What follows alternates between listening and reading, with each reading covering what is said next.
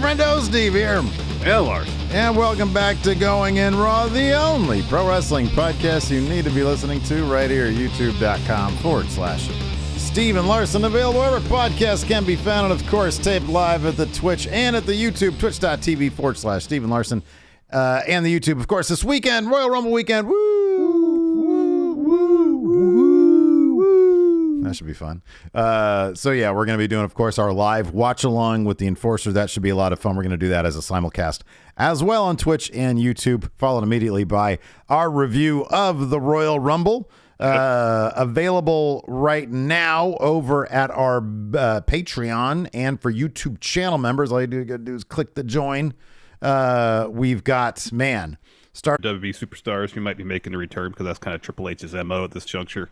If you were released from like 2020 to 2022, chance Triple H is going to give you a call and see if you want to come back. So Fightful Select is reporting that WWE has had, quote, internal discussions about bringing back Authors of Pain, AOP. Oh, yeah. And according to Fightful, there have also been conversations about bringing back Paul Ellering to be their manager. Oh, okay. If you're going to bring back AOP, you got to bring back Paul Ellering. It's still weird to me that they had the three of them work so well in NXT. They got called to the main roster. The first night on main roster, they gave Paul Ellering the boot. I don't know what Paul Ellering did to Vince McMahon, but that was so stupid. That was so irritating. Like, it's just, oh man, when things work so well, that was the most frustrating thing about the Vince era. When things would be working so well, and then he would just come in and just meddle with it. He would meddle with it. Yep. Look, when I heard about this, I guess I'm I think I'll be most interested in seeing Ellering back. Oh yes. That's what I'm sort of most interested in. I never really cared for Authors of Pain. I thought that there was that one time when they ended up concussing Anthony Bowens. Yeah. And at that point I was like, they need more training. But I don't know. It's whatever. If Triple H likes them and he's got some ideas for them, then right on. Mm-hmm. That's cool. I like Paul Ellering, and I like when we've got the algorithm. I liked all that stuff. Oh yeah, Paul Ellering was great as their manager. That was awesome. Yeah, he was great. I mean, he was really the thing that kept the whole thing together, because he provided the gravitas. Yeah, for sure. That they needed to really seem imposing. I mean, they're huge dudes. Yeah, they beat the hell out of people, so that was part of the imposing aspect of it. But he took Paul Ellering out of the algorithm, if you will. Something was lacking. It wasn't the same. Yeah. Oh man, so we'll see how that all goes. Let's talk about Smackdown. Dude, I'll be honest with you. I'll be kind of sad when Bray Wyatt stops feuding with LA Knight. It's so cheesy, it's so ill-fitting, but LA Knight reacting to the absurdity of Bray Wyatt is it's a gold mine. It's an absolute gold mine. It's almost not even reacting. In a lot of facets, he completely no-sells. Yeah, right, exactly. Lack of reacting. The mythology, the mystique, the menace of Bray Wyatt. Yeah. Even going back, let me ask you this. I know it was teased prior, but to see Bray back in full Firefly Funhouse mode, I kind of feel like a step back. Oh, no, I don't think it's, I don't think that he's back doing that. I think this was just, sort of like, hey, I'm like gathering all my, because like last week he was sitting in the chair. He didn't have the fedora on, but he was sitting in the chair. Yeah. I think he's just sort of, I would be kind of surprised if like the Funhouse thing became like a normal thing. Yeah. I think this was just, hey, I'm remembering who I am and what I bring to the table. I probably expect to see the Fiend at the Pitch Black match, because I think, but not as like, what I think is probably going to happen is the Pitch Black match is going to be, the Pitch Black aspect of it is going to allow Bray to either do some costume changes or just give us sort of Bray through the years, not Husky Hairs, but like Bray through the years. Yeah. And then what I'm hoping is that we get some new final iteration of him that either combines all aspects or is just, a fleshed out version. Maybe maybe he is Uncle Howdy. I mean, he said he is, but maybe he finally becomes Uncle Howdy, or something like that. But no, I thought it was a good sort of throwback to, hey, he's remembering who he is. All you need is a little push to remember who you are. But I don't think that this is going to be a normal thing. Maybe it is, but I didn't really get that sense from it. All right, good, because I was hoping that wasn't the case. Because not that I enjoyed the Firefly Funhouse stuff for what it was. I wasn't that huge on the Fiend aspect of it, but I like the Firefly Funhouse. But at the same time, Bray is always a guy that seems to want to push himself forward. Oh, I agree. And it would just seem odd for him to do this, only to use what he set up as a reintroduction to the Firefly Funhouse stuff and to stay with that. So that's the only reason I bring it up. No, I agree with you. If I'm wrong, and I could totally be wrong, then I would not be into him unless there is, because Firefly Funhouse by and large was very much like a pandemic era thing. Wasn't it mostly? It predated that. By how much of it was pandemic and how much of it was like, when did the Firefly? I guess it was Hell in a Cell 2019 is when he did that's when they did the Seth thing that everybody. Yeah, it was SummerSlam that year that he had his first match as the Fiend against Finn. SummerSlam. Okay, yeah. So it was around for like months. 9 months or so. Months, okay, all right. I don't know. You're right. I hope that he moves forward and doesn't linger on Firefly Funhouse. But if he brings it out for special occasions, I'm not gonna be upset about that. Totally. That's totally cool. I like that Bray, because Bray he likes to sort of explore his own mythos, and that's I think what he's doing here. The tag team tournament for the SmackDown tag title #1 contender thing was in full effect. I think we had like 4 matches of that. Yeah, we had all the first round matches on SmackDown. Yeah, which is nice to see. That is nice to see. Were there any women's matches? There were not. No, there wasn't. I was thinking about that. I mean, look, if you break them down by divisions, well, no, there was a men's match, but it was a jobber match. They sort of did. They just did a lot of the tag matches. They made it a big deal with the tag stuff. There was some women's division stuff. There was like Charlotte and Sonya Deville. There was that, and then Shayna and Raquel were hyping up the Rumble. Yeah. This I wonder. Like, this episode felt kind of like, because of all it's like obligatory. Like, let's just get these tag matches out of the way this week on SmackDown. Apart from the first one, it definitely felt that way, because the first one got tons of time. Yeah. And then all the other ones, even Imperium and Brawling Brutes, got like 7 or 8 minutes. Yeah. Some of them shorter than that, like Los Lotharios and Hit Row. That match, this was oddly short. Yeah, I'll be honest with you. I'm okay with that. Neither of those teams. Look, neither of those teams get featured in any major way. So it's like, I know Hit Row, they're like bad guys now and everything, but it's like, I don't know. They don't. I think Los Lotharios are great if they actually did anything with them. But it's like, when it's 2 teams that really aren't featured that much, haven't given me a reason to give a shit, I'm kind of not going to give a shit about it. Yeah, Los Lotharios should be booked way better. So, obviously, Sheamus and Drew. Who do you think is going to win this entire thing? It's got to be Sheamus and Drew, right? You'd think so. Yeah. The finals will probably be Sheamus and Drew versus Imperium, I would imagine. And then, I would think Sheamus and Drew would win. Probably lose to the Usos. Although, I don't know. Though? Yeah, I don't know. Depends when that match is going to happen. And it depends who wins the Rumble. You know what they could do? So on one side of the bracket is Sheamus and Drew. On the other side is Imperium. Uh-huh. Gunther and Sheamus, they have all sorts of history. Gunther and the Brutes, and of course Drew was dragged into their thing with the, So I don't know. I guess you could, if Sheamus wants to go for that Intercontinental Championship again, they could revisit that at SmackDown. Or they could use it as a way to give us Gunther versus Drew McIntyre. Oh shit, yeah, right. Which would be great as well. Oh, that'd be killer. Oh my god. Yeah, that'd be a good Mania. That's a good Mania match right there. Yeah, if it's not Gunther and Brock, yeah. Oh yeah, that's right. Yeah. I guess Gunther and there's still Drew. plenty of time. Yeah. Oh yeah. There's almost 3 months left before. There's like a lot of moving pieces. Indeed. All over the place. Things should start kind of falling in place after the Rumble. You think so, man? I think Triple H can keep on mixing it up, though, man. You'd hope once they know whether The Rock is going to show up or not. Then, all right, if The Rock shows up, we do this. If Rock doesn't show up, we do this, And once he gives his firm answer, yay or nay, yes, I'm in ring shape. No, not even close. One or the other. Then proceed. I would think he has until the finish of the Men's Royal Rumble match. Yeah. Because that match, like, whoever wins that's going to be the thing. Mm-hmm. You would think that would be the thing, unless they split the titles and Cody wins it, and he's like, I'm gonna go for that title at WrestleMania. Yeah, the WWE title, the And then lineage title. Yeah. Then they have to determine his opponent for that. Yeah. If they're literally just gonna take it off Roman. Yeah. I don't know, man. I hope that we don't know about any matches until the go home episode of SmackDown. That's what I hope. WrestleMania go home up SmackDown. Oh, you want no matches announced ahead of WrestleMania until they go home? I want to be like Mystery Vortex. I want WrestleMania to be Mystery Vortex. I don't know who's going to fight who. You didn't know who's going to be on the card. Roman Reigns versus Chad Gable. Whoa. They could see this Super Junior tournament they're doing in Japan.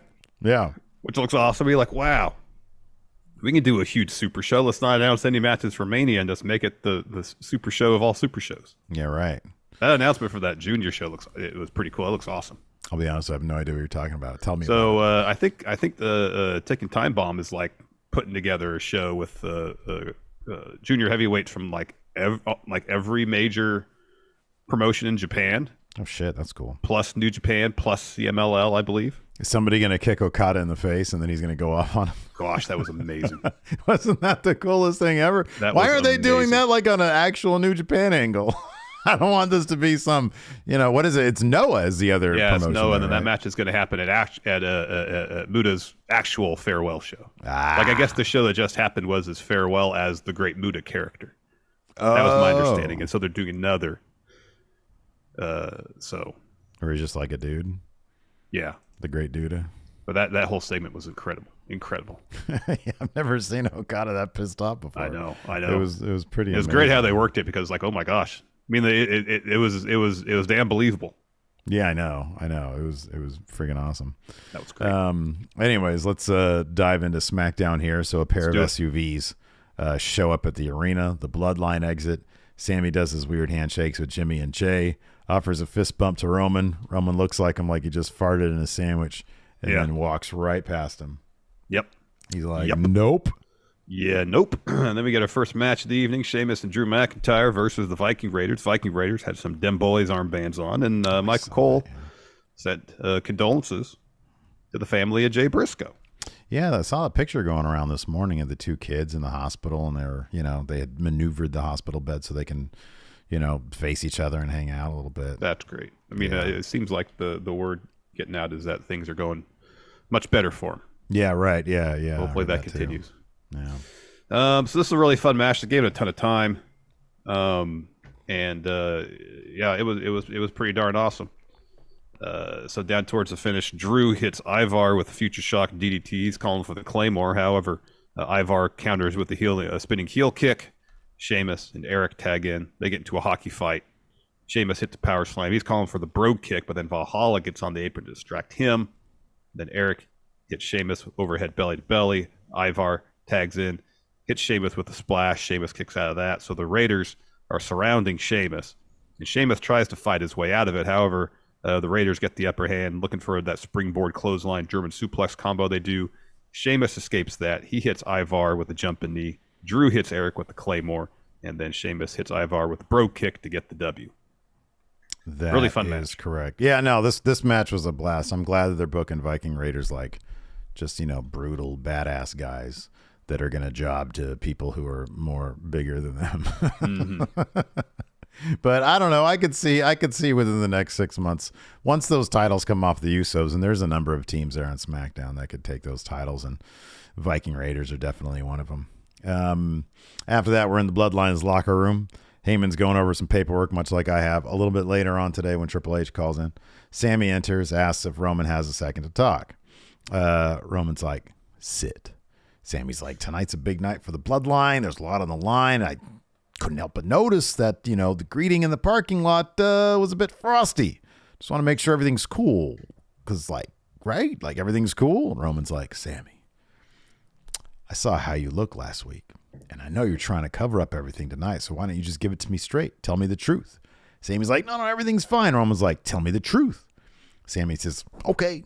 If I'm being honest, and the whole time I was kind of looking at Paul Heyman to see his reaction. Yeah, me too. He's always just on pins and needles. It's great. He says, He said, if I'm being honest, I was a little disappointed last week. He says, I felt the big privilege. You put me in this position to be able to take care of this Kevin Owens problem. I take a lot of pride in that, being able to carry my weight for this family. And I was just about to put him away. And, you know, I just didn't know that the Usos were going to be coming out there. I didn't know the plan, so I felt a little slighted. Kevin Owens keeps saying how I'm being used, and for a split second, no, everything's fine. And Roman tells him, he's like, get out. I'm not going to do this every week. I don't want to hear his name. Just get out. It blows my mind that the tribal chief has to run his game plan by the honorary Uso. When did this start? When do I have to ask for your approval? Just get out. Go and find Kevin. Go find your own bloodline. Stop using mine. And Heyman's like, get out of here. Go away. Yeah. Very awkward situation. Yeah, it was very awkward. So then we got a Raquel Rodriguez promo hyping up the Rumble. She just talks about, you know, it's in Texas. It's her home state. It's her first Rumble. It's going to be in San Antonio. She says, I plan on making it the biggest moment of my career. I'm counting down the minutes, the seconds till I make my way to that ring and earn my way to WrestleMania. So I see a lot of people here in chat, Maggie included, saying Roman he's very toxic. He's gaslighting. I'll be honest with you, Larson. If I'm Roman Reigns and I got this guy who then wormed his way into the bloodline, right? But there are clear signs of him being hesitant when it comes to Kevin Owens. I'm kind of feeling Roman Reigns in this situation. Look, I want Sami to dethrone him or help Kevin Owens do that and everything. I'm firmly team Sami. But in this situation, I'm like, you know what? It's probably just best that they split ways, that they part ways, because Sami Zayn clearly is compromised by his emotional state. What do you think about that? Yeah, no, I understand that. And I guess the issue isn't so much that they should part ways. You'd hope it'd be amicable. Issue is it's wrestling. Nothing's ever amicable. Exactly. It's not going to be amicable. Yeah. And it's probably going to result in the bloodline beating the living shit out of Sami Zayn. Most likely, yeah. And Kevin Owens running out trying to make that save. Yeah, maybe that could be. But it's like, you know, I get it. If Roman is, you know, if he thinks there's some doubt, some hesitancy, look, Solo Sikoa, he wouldn't have hesitated. You saw him go out there and annihilate Kevin Owens. Well, here's the thing in that Smackdown match between Sami and Kevin Owens, it didn't look like Sami was necessarily hesitating a whole lot. He was there. He was waiting for Kevin Owens to get up, and he was about to. I mean, he was going to beat him in a match. He was going to beat him in a match. But as soon as the Usos came out and escalated the violence, he was like, I think that hesitation was more so because they came in and took his win from him. No, he was trying to level up. No, I know. But then to do so against Kevin Owens, he doesn't have the killer instinct. Not when it comes to a family member like Kevin Owens. Because if he was as bloodthirsty, let's say Solo Sikoa was sent out there and said, hey, you're going to take care of this on your own. And then the Usos and Sami Zayn came in and started beating up on Kevin Owens. Do you think Solo Sikoa would care? No, he's all in. He's all in. I understand that, but he also, beyond the emotional, you know, the connection between Kevin Owens and Sami Zayn, the friendship, the long history they have as rivals and as friends. There's that great thread on Twitter that you retweeted, and I watched it, going through it, how there's several beats mirrored from that match on SmackDown from when Sami Zayn helped Kevin Owens beat Shane McMahon. Yeah. And you see that, and the detail in the story they're telling here is like, okay, it's not just he doesn't have the killer instinct to take down Kevin Owens. There's a lot more going into it than just, I'm hesitant to beat the shit out of Kevin Owens. There's a lot more going on there than just that. Well, yeah, no, because of the history. It's because of the history that he's hesitant to do that, because it's such a complex history they have. So, I mean, yeah. But I don't know. If I'm Roman Reigns, I'm like, yeah, man, I don't, you know. When push comes to shove, are you all in or not?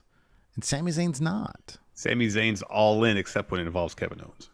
Right. That's a problem. That's a problem. That's a Kevin Owens problem. It is. That's why he keeps on talking about Kevin Owens' problem. But but Roman's got to keep Sami around until he's done with Kevin Owens.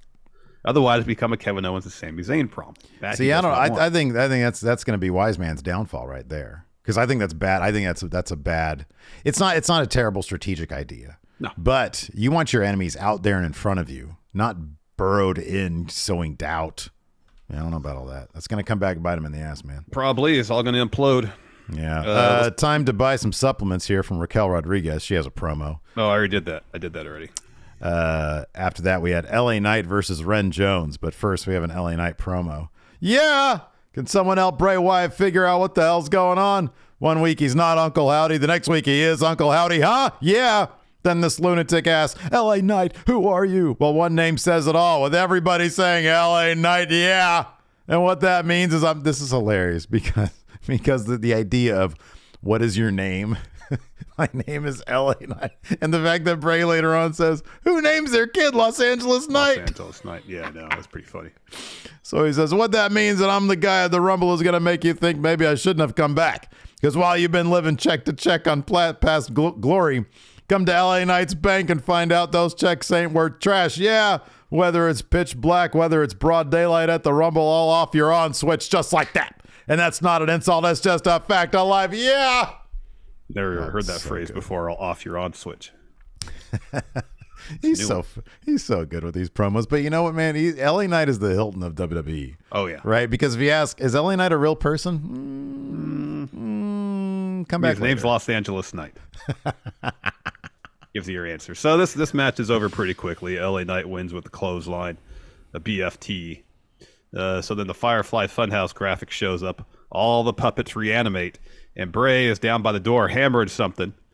And his pants are a little low, showing his butt crack. And they put the logo over it. They would have just shown the damn butt crack. I know. Oh, that'd have been funny. Yeah, that'd be pretty great.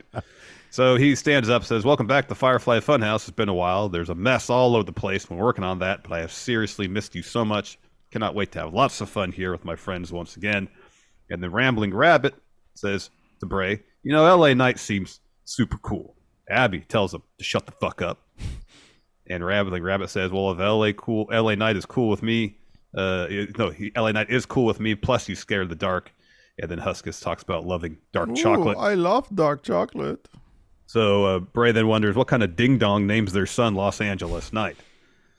Says, I mean, he never had a chance. So he kneels next to Rambling Rabbit, says, it's actually normal what you're feeling, because in the dark, that's when things like to hide under your bed and come out when you're sleeping. Things that want to eat you. Now that I think about it, you should be scared of the dark. And then Uncle Howdy shows up on the TV laughing, saying, I told you so. This sounds like 95% like Bo Dallas at this point. Yeah. Says, I told you so. All you need is a little push. And so Bray then stares at camera and gets a little more serious tone, says, I hope you're satisfied. I hope you understand. You are the one who opened the door. Now, whatever comes through is your problem. See you at the Rumble. Bye. Bye. Yeah, Fiend is totally showing up at the Rumble. Yeah. I'm cool with Fiend, man. Well, it's found to be the least interesting aspect of the whole Firefly Funhouse presentation. Shit, I don't know, man. He fucking broke Finn Balor's neck in the ring that time. That was cool the first time, but if he had won with that and then Finn was gone for like 6 months, yeah. They gave him like a big return video like Cody Rhodes. Hey, that'd be fucking sick. They got to start doing those fancy videos for kayfabe injuries. I know. Wouldn't that be amazing? Like, crack Finn Balor's neck, pins him, and then like 6 months later, oh, my neck. Broke it. If he'd won with that, oh, wow. Fuck, that's messed up. That's like an 80s action movie. I know, exactly. Yeah. But it wasn't that. Anyways, after that, we had Hit Row versus Los Lotharios. Los Lotharios got the loss here. They send Hit Row out of the ring towards the finish, hit him with a couple of suicide dives. Umberto puts Ashanti Adonis back in the ring. B-Fab grabs Umberto's ankle as he tries to get back in the ring, and then Ashanti rolls him up to get the win. Mm-hmm. So Hit Row moves on to face Sheamus and Drew McIntyre. Correct. Yeah, exactly. I believe. Then we had that same Cody Rhodes video package. Sorry. We saw on Monday. Dark Dangler just said lost Lotharios. Loser Lotharios. Yeah, that's a bummer. Same Cody Rhodes video package we had on Raw last week. Still good stuff. He's totally winning the Rumble. And then we got a Braun Strowman promo hyping up the Rumble. It says, you know, I've made a career out of chucking bodies around, and the Rumble is tailor-made for the monster among monsters. But heed my warning. Anyone that stands in my way on the road to Mania is going to get hands. Hands. Yeah. Then we had a Charlotte Flair promo. She said, you know, he didn't, I'm kind of bummed out. He didn't mention the Greatest Rumble. He won a title at the Greatest Rumble. Like, reference that shit. He's the only champion. He's the only champion. Ever won that title. I know, exactly. It's like him and Triple H and Ric Flair. They've all won titles out of the Rumble. Mm-hmm. Nobody else, but he had his own title. It was green. He should wear that shit all over the place. I know. You think he still has, like, they actually let him keep one of those? Oh, it might be at the warehouse for all I know. Yeah, it could be. Anyway, Charlotte Flair comes out. Oh, her robe was amazing. Yeah, it was like the usual robe, but it had a couple of spikes coming off the shoulder. I know. It's cool. She was great to be in the Motor City Machine Gun. I'm sorry, in the Motor City. Motor City. Motor City. Motor City. But we just saw the footage from last week, and it seems that Sonya Deville has a problem with me. So I don't know why. So maybe because I beat her 2 weeks ago. So now I'm talking to you, Sonya. She says, if you have a problem with me, you don't have to whine Adam Pearce or attack me from behind. Come say it to my face, woman to woman. Come on, Sonya. Detroit, Motor City. Would love to see you. So Sonya walks to the ramp. Says, you think I care what this dirty, disgusting Motor City wants?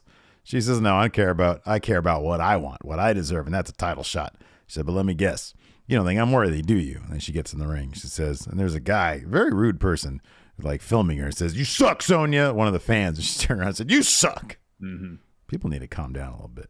Anyways, she says, you don't think I'm worthy? But let me tell you something, brother. If you would get off your high horse, you would see that every time I step through that curtain, I'm a star. Every single time I open my mouth and speak, you close ears and listen. Says last week it took 6 people. Hey, this Motor City crowd was pretty good, too. They were booing the crap out of her. Yeah. Sonya was getting a lot of heat. Yeah, heat. She says last week it took 6 people to rip me off. Are you really that arrogant and entitled that you don't see it? Is that what this is? And the crowd's really chanting, you suck. And Charlotte says, Motor City has made up their mind about you. But I see it. You're a star. I've always told you you're a star. But you're saying the other women in the back aren't? What is it that you think you have that makes you think you're more special than everybody else? You come out here week after week demanding title matches you think are owed to you, so maybe I'm not the entitled, arrogant one in this ring. Says you called your shot and you lost, and on top of that, you tapped out. So maybe you should be doing what everybody else is doing. Focus on the Rumble instead of jumping to the front of the line.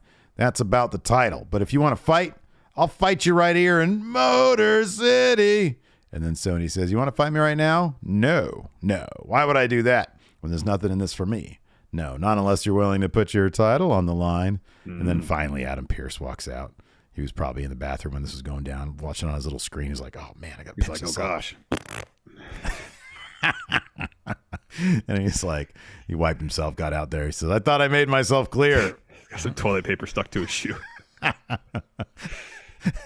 So Sonya blasts Charlotte from behind, slides out of the ring. She walks past Pierce like, God damn, you wafted that all the way from here, all the way from the bathroom.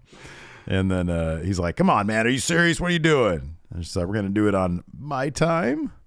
My time. Yeah. Then we're in the Bloodline locker room. Roman's still frustrated about Sami. He looks to Heyman and says, can you believe this guy? And then Heyman responds. Says, my tribal chief, I've never liked Sami since day one, but I support your vision. I try to look at things from the perspective of the special counsel. And as your wise man, just perhaps, you could take it to your ruthless consideration.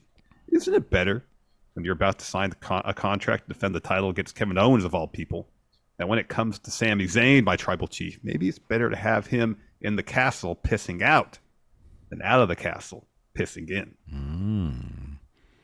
He's like, Sami Zayn, he's going to pee on Kevin Owens? Is that what you're saying? No, it's a metaphor. Metaphorical piss. I don't get it.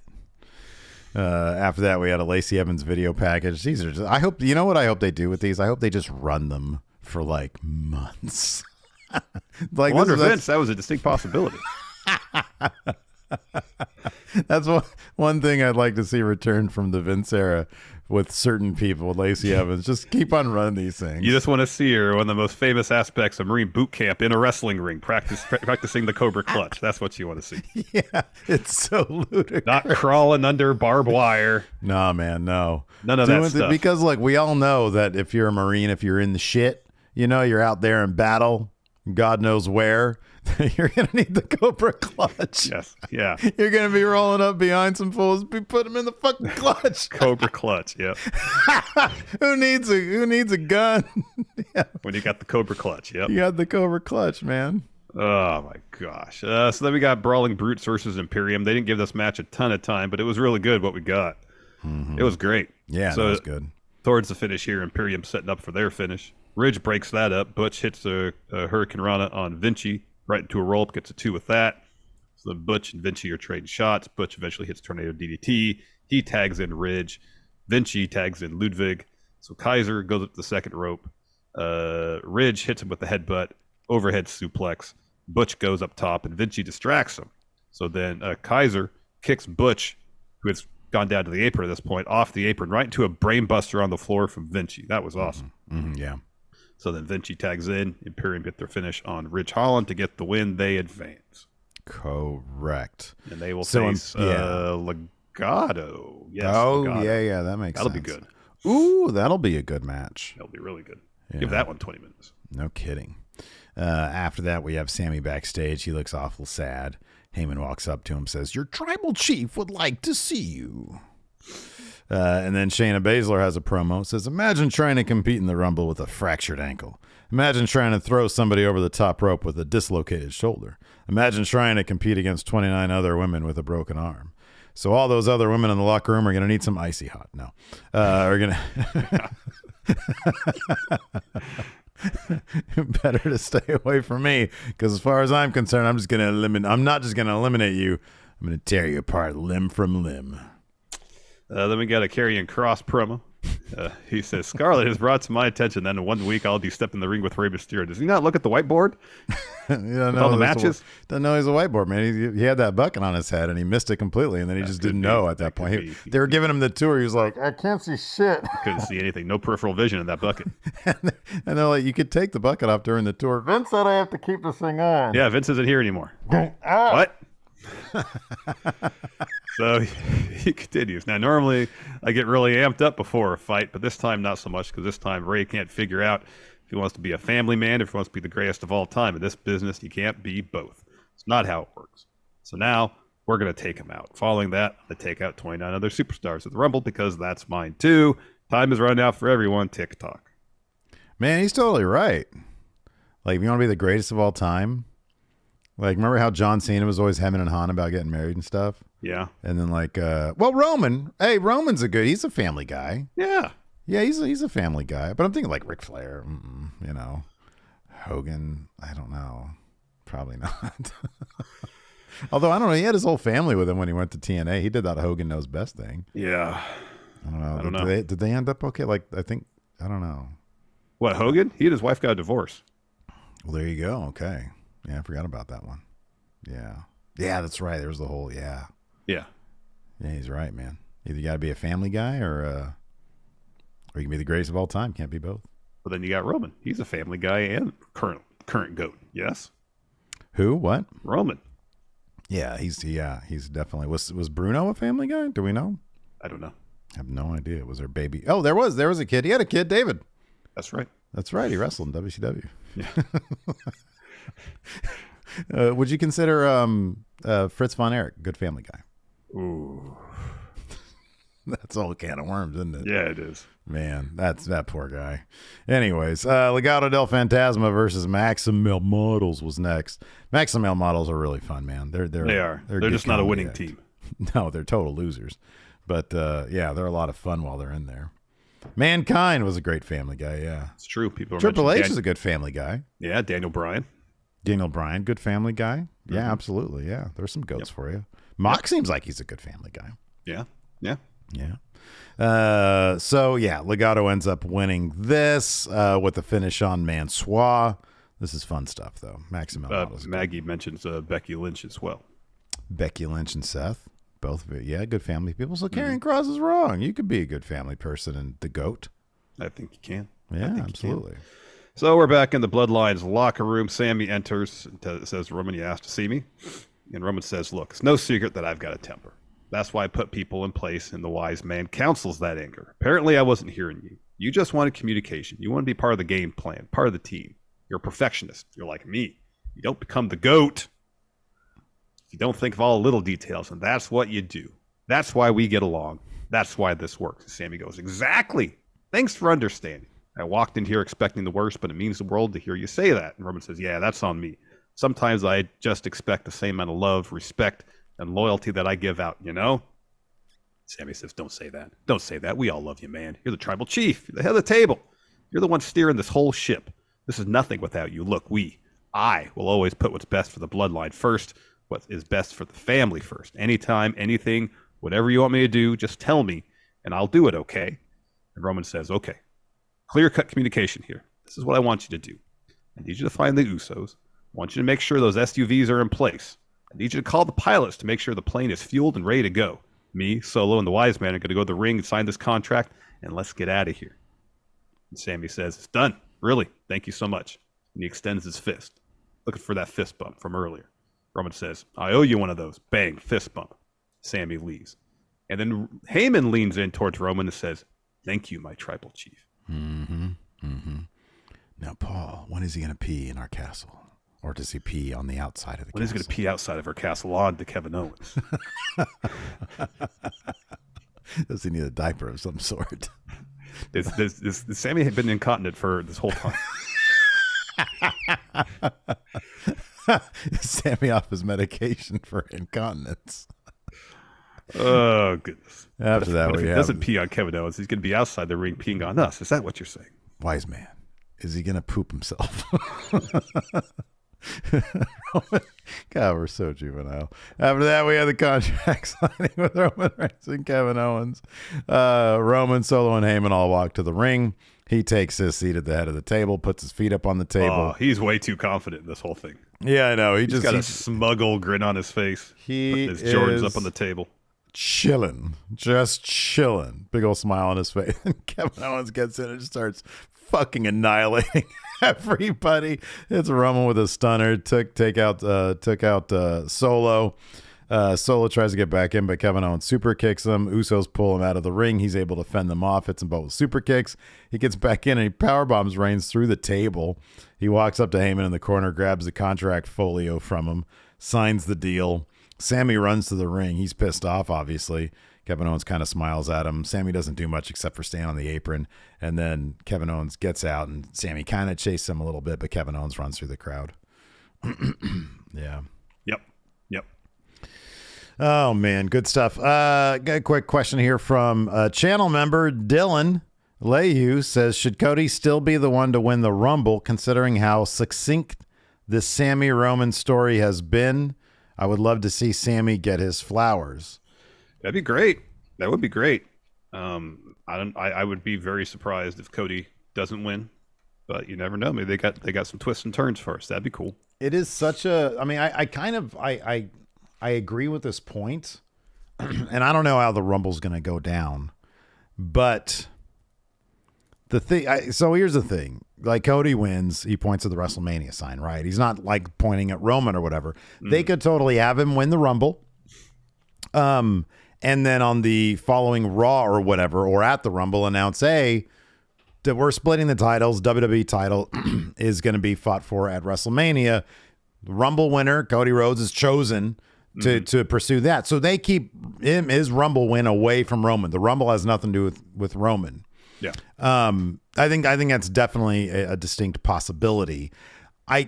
Cody versus Roman, I do think has that issue.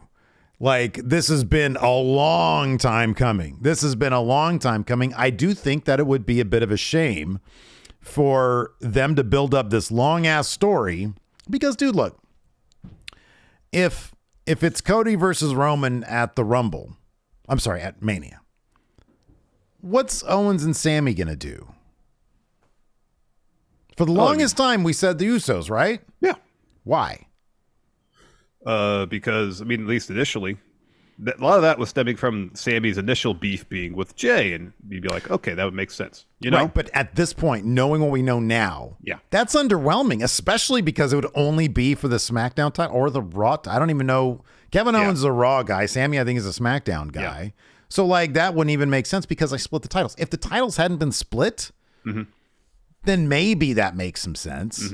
I mean, it's better than nothing. I mean, really, it's kind of like the consolation prize. You know, it doesn't seem like Sami or Kevin Owens are going after either of the main titles, but they could team up, take the tag titles from the Usos, and that's kind of like their ending to what would ultimately be the B story. Even though Sami and Roman have been Sami and the Bloodline have been the A story in WWE for what, 8 months? Yeah. To then have Cody to just come in and beat Roman, that doesn't even kind of make sense at this point. It's underwhelming because you've got this Sami, Kevin Owens, Roman thing that's just going so hard right now. Mm-hmm. It just feels like that should culminate somehow at WrestleMania. But then honestly, like if they had wanted The Rock, even The Rock would have felt odd. But I mean, I guess at least he's part of the bloodline. Yeah, I'm sort of curious if they wanted Rock and Roman at WrestleMania, what would have been the Owens Sami Zayn plan? I don't know. I mean, I still would have thought it would have been the tag titles.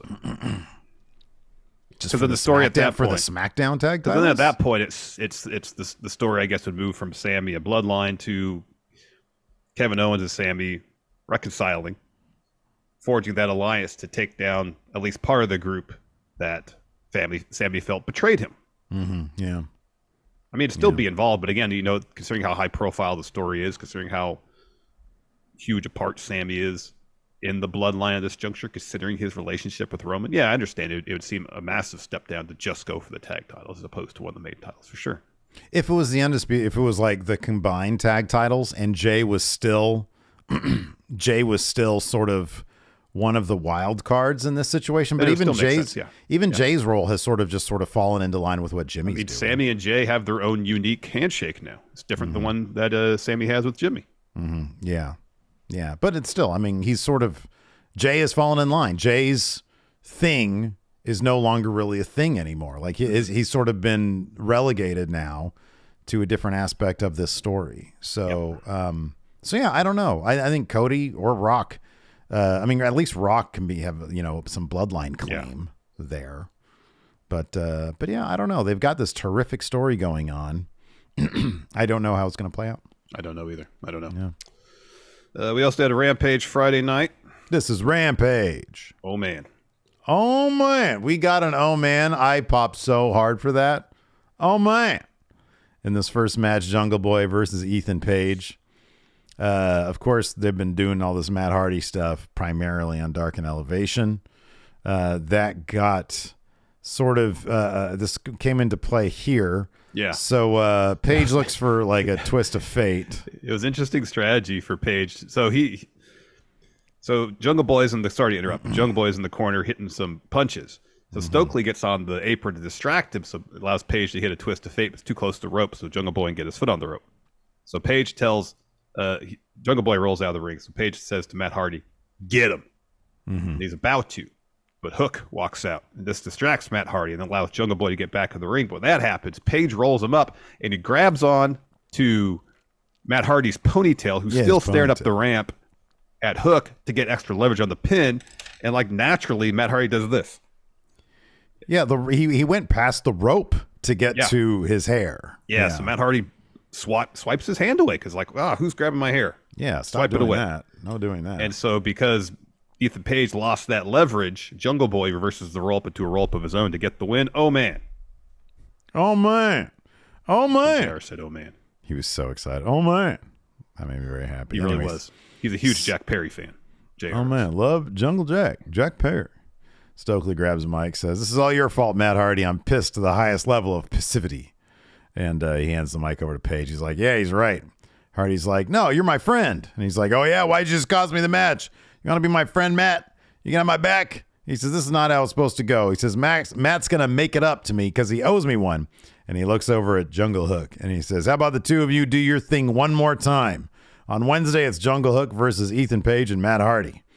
And then Stokely says, "Until then, Hardy and Cassidy, you guys are on timeout."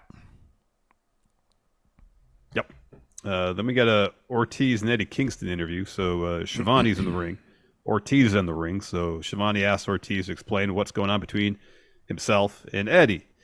And Ortiz says, "My friend, excuse me, the person I thought was my friend, Eddie Kingston, has completely lost it.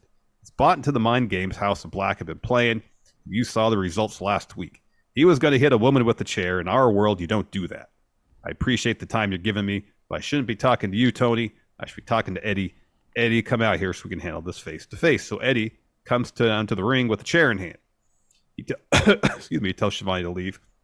And Ortiz says, "Now you want to talk to me? This is the only way I can get your attention. What's up? What's up? Last week, you don't want to let me in the match. I get that we fought before. We've done that. but you're going to hit a woman? In our world, you don't do that. Is that how your mother raised you? Is that how your father raised you? I know for a fact that's not how they raised you. You come out here with a chair for me? You know what bothers me most? You know what our mentor would say?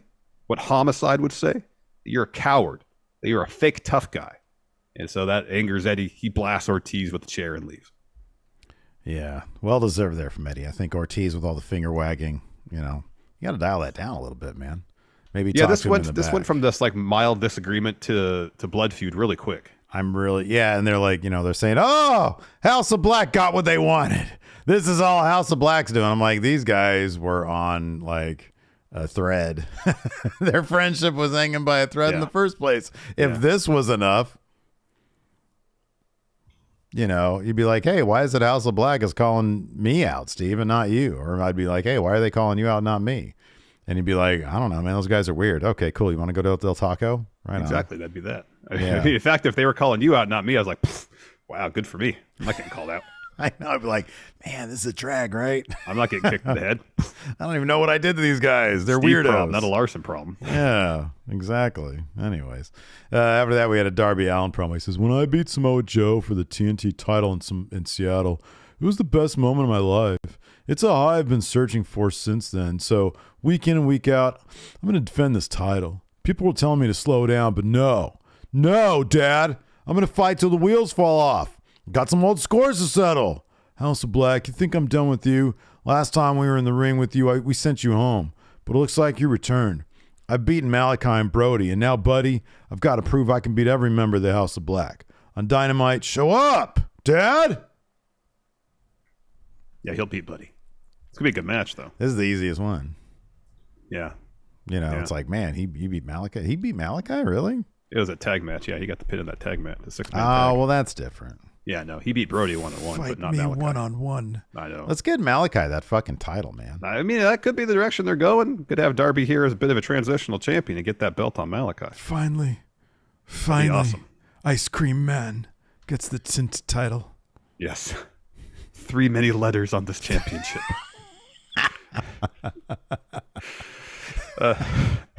Then we had Willie Mack versus Brian Cage. This match was a lot of fun. Willie Mack hits Cage with the sky high, gets a 2. Cage hits a super kick, F5, gets a 2 count there. So Cage is looking for a power bomb or a buckle bomb or something. Willie Mack escapes that, looking for a head kick. Cage ducks it, hits a jumping knee, power bomb, a drill claw to get the win. Hopefully we get more Willie Mack on AEW television. Oh, man, love Willie Mack. Taking losses here, taking losses in Impact. But still, man, he's a hell of a wrestler. This dude is super fun. So is Brian Cage. Brian Cage is such a fun wrestler to watch. I know. Yeah, this is a really fun match. I'd advise you to check it out if you haven't. Yes. After that, we had Jade Cargill and Layla Gray versus Jada and Jordan Vanity. Obviously, Cargill and Gray get the win here.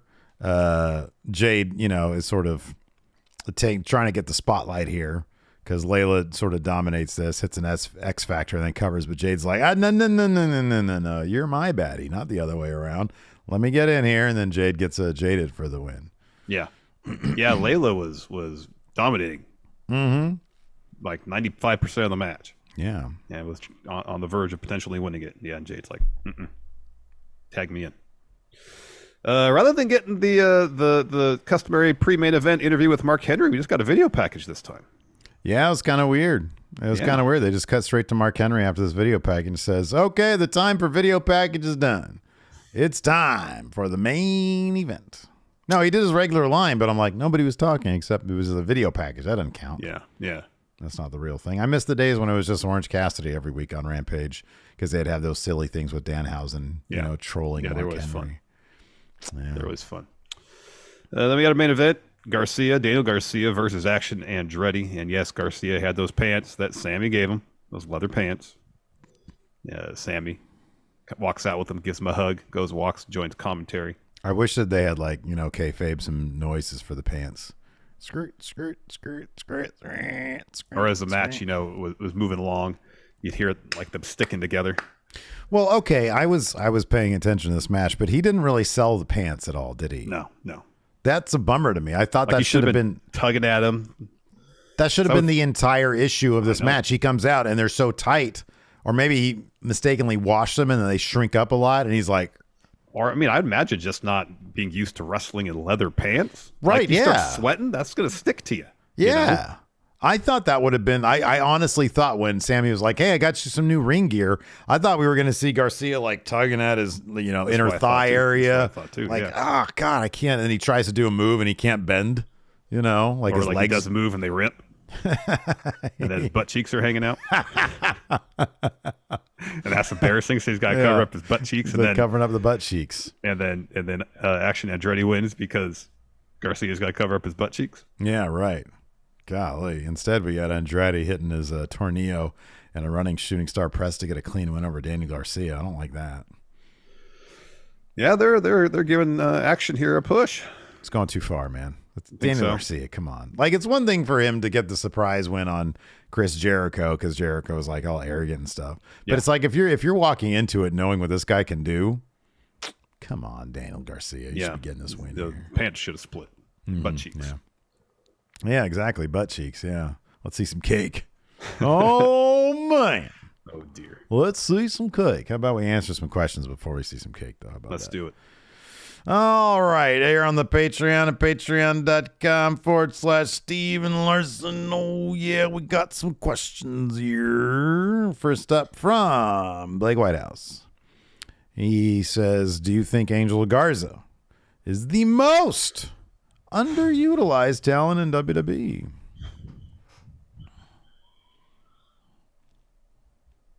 He's got to be up there. He's a hell of a wrestler. Him and really good. Both the Humbertos Garza are fantastic wrestlers. Yep. So yeah, I could see that as being a possibility. Sure. They need to repackage if they're going to stay a tag team. They have like Harlem Heat pants. So, which are cool. Yeah, they're cool pants, but the whole Los Lotharios gimmick. It's a sad, sort of remnant from the Vince era. Like it really is. It's something that probably would have been around in the 90s. Yeah, exactly. Sees a couple of good-looking, Latino guys, and he's like, yeah, Los Lotharios. And it's like, you're walking that line, Vince. You're walking that line. Yep. Your racism is showing again, buddy. I mean, the kiss cam stuff was kind of cute, but still, like, Los Lotharios.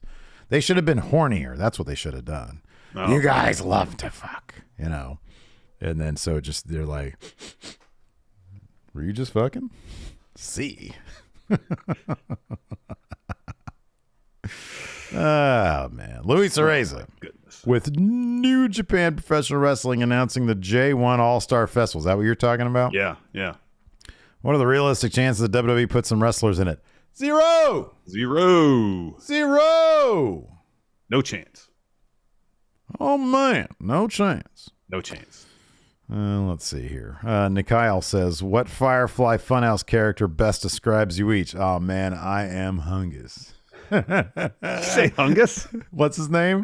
Huskus. You're thinking of Carl Hungus. I just watched Lebowski yesterday. That's why. I went to my dad's and I watched it with him. Carl Hungus. I most relate to Carl Hungus. You're just here to fix the cable, aren't you? Huskus. I most relate to Huskus. I guess Rambling Rabbit for me. Well, you're Abby. Oh, because I'm grumpy? Yeah, you're grumpy all the time. You just shoot everything down.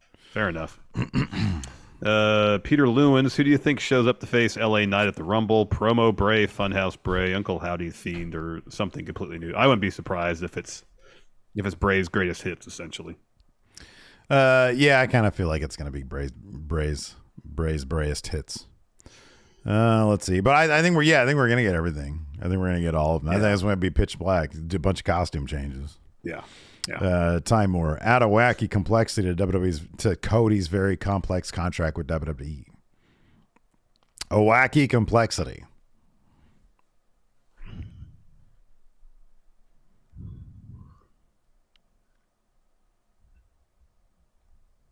Wacky. I don't know. He has Oh, I got it. When he checks into hotels, it must be under the name Carl Hunkus. Oh, that's good. Pacific Caleb. After Starks finishes his Jericho appreciation feud in 2024, who would you like him to face next? He's got to go for a championship at that point. Yeah, then a Hob, House of Black, for the tint title. There you go. Three many letters title. Nick Hook, member here on YouTube channel membership. Thank you. Says, now that we're less than a week from the Rumble, give me your final four for the men's and women's. Who are the final four for the men's and women's? Cody. Mm-hmm.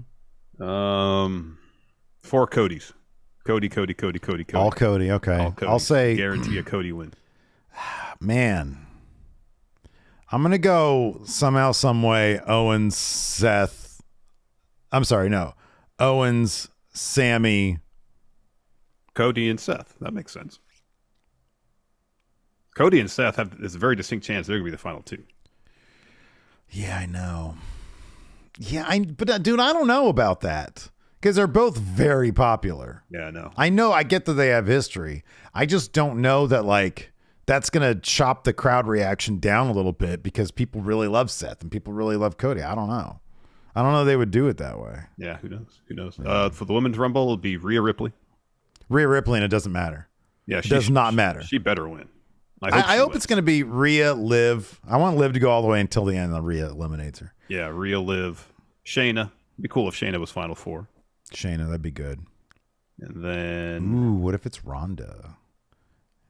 Shayna eliminates Ronda. That'd be neat. Goo. And she's like, you need icy hot? David Matushek, with the acknowledgement ceremony scrapped and it being replaced by Sami's trial, is there a possibility the People's Court theme playing? No, they'll do that. They'll do that for a Miz segment. They're not doing that for a Bloodline segment.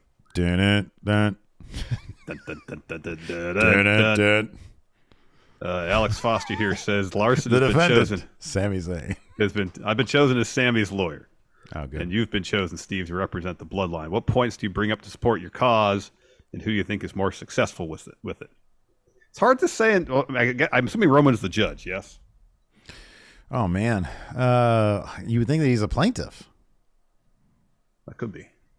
But who would be the judge? Because that's important here. JBL. Again, this isn't a Miz segment.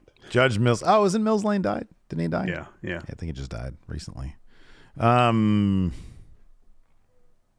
I mean, I guess. Well, the wise man represents the Bloodline, and then Roman is the judge. Okay. So, but I'm representing the Bloodline here. Yeah. Your Honor, let's look at Exhibit A, and it's like when fucking the Bloodline show up, and instead of feeling the Bloodline bloodlust and just going all in on annihilating Kevin Owens, Sami Zayn was looking like a little lost child. The case closed. I'll counter with this. At War Games, there was an instance where Sami Zayn showed no hesitation, took it upon himself to basically win the match for the Bloodline, and even made a believer of Jey Uso, who was a holdout in terms of backing up Sami Zayn, in terms of being a part of the Bloodline. We have seen Sami Zayn, in the right instances, go all in on taking out Kevin Owens and back in the Bloodline. That instance that we saw on SmackDown, however, was complicated not so much by Sami Zayn's personal emotional ties to Kevin Owens, but more so, I feel like, his desire to beat Kevin Owens. And he was deprived of the victory, which he felt was hard earned, and he let his disappointment in terms of being able to have the pride, or feeling the pride that he had finished the job himself and taking care of the Kevin Owens problem. And that disappointment stems, I think, from his passion doing right by the Bloodline and handling his business, and as the Bloodline likes to say, leveling up. Your Honor, I'd like to enter into evidence video of Kevin Owens and Sami Zayn traveling town to town with each other just last week. They're still traveling together in between shows. Objection, Your Honor. He's breaking kayfabe. Cameron Bartolazzo says, do you think Paul was listening to FTR with Dax Harwood and not Cash Wheeler and decided to make SmackDown full of tag team wrestling to entice them? I mean, it's all going to depend on Vince, if Vince sticks around or not. If Vince sticking around, FTR, I doubt it's going back. Yeah, I'm with you on that one. Mayor Planet Houston says, when do you see Sami leaving the Bloodline? After the Rumble. Jack Napier, Axis Chemicals, says, can y'all think of a storyline in any wrestling promotion in the last 5 years that's been as good as the Bloodline storyline? Closest Honor no more. Ciampa, okay. Ciampa and Gargano. That's the closest. Ciampa, Gargano, Kenny Omega, Hangman Page. Yeah, that was a good one too. Case could be made, I guess, maybe for Bianca Becky. I thought they did some cool stuff. Yeah, they did some good along stuff the way. Patrick Sparks, B-Man, hey, friendos. What current day? Cool Bro says Kofi Mania. Kofi Mania. The build up to Kofi winning the title at that was 4 years ago. Yeah, okay. Mania. Yeah, that was great. Yeah, that was good. That was good. That was good. Patrick Sparks, what? White Bread, he says Corbin and Roman dog food. Oh man. Oh yeah, Sasha and Bailey. There was some good stuff there. Yeah, Maggie's pointing out there too. Yeah, Sasha and Bianca. There was some good stuff. That match was fucking awesome. Yeah. Patrick Sparks says, what current AEW wrestlers would be the best and worst person to take the TNT title from Darby? So the best would be Malachi Black. Worst be QT Marshall. Oh my God, that'd be horrible. Casey, how many non-regular wrestlers do you like to see in any given Rumble? 4. Only 4 out of 30, really? Yeah, 4.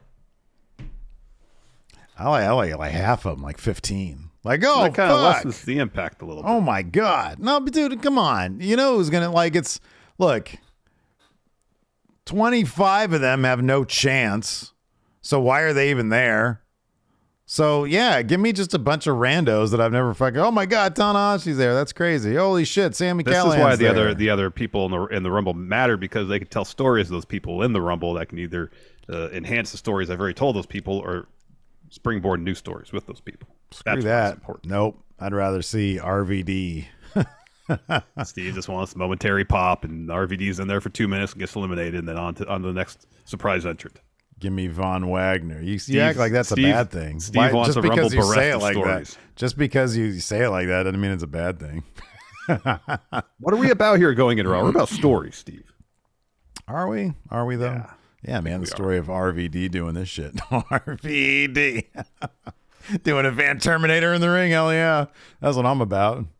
Yeah, Bart Gunn, Von Wagner. Oh my God, the dumpster champ. Yeah. Oh, Ninja Mac, that'd be amazing. That would be pretty Gringo cool. Loco, that'd be cool.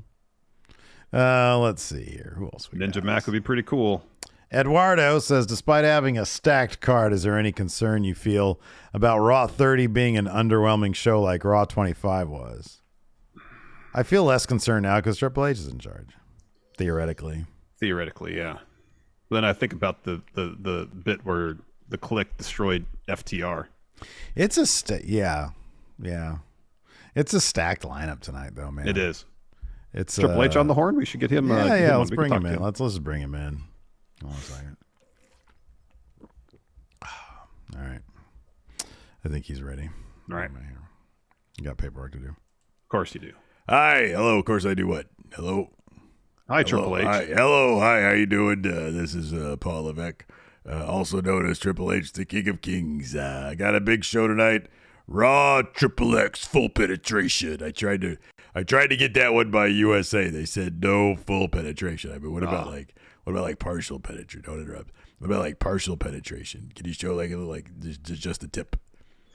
Can you show that? You probably can't do that on cable television, no. Like, well, yeah, you can. Like, have you seen Showtime before? Have you ever seen Real Sex on HBO? Uh-huh. And so they show that kind of stuff, but it's like a bunch of ugly people. What about Taxi Cab Confessions? Yeah, they never showed that. Same on like Red Shoe Diaries. They never showed any. That's what they refer to as softcore. Yeah, I'm aware. See, yeah. You know what I'm doing right now, of course. You don't even know it. I'm preparing you for your JR call. No, of course. Well, no JR yet unless he's coming back at Raw 30. Oh, man, inappropriate sexual innuendo. Oh, man. See, look. Gosh. That's good. Anyways. So tonight is a stack show. We've got Triple X. First up, WWE legends are set to appear as part of the historic Raw 30 celebration. Oh, man, you know what day it is today, Larson? Steve? It's Fuck It's Hulk Fuck Hulk Hogan Yeah. Day. That's right. So he's going to be on the show to celebrate Fuck Hulk Hogan Day. We also got The Undertaker, part of the best match ever in WWE wrestling history. End of an era. Oh, great match. I should have got over. I had HBK as my ref. I should have got over. You know what I should have done? I should have hired Nick Patrick. That guy was the best ref because you could just pay him a couple bucks and he'd like do a slow count or a fast count or a normal count if that's what you wanted. Yeah, that's true.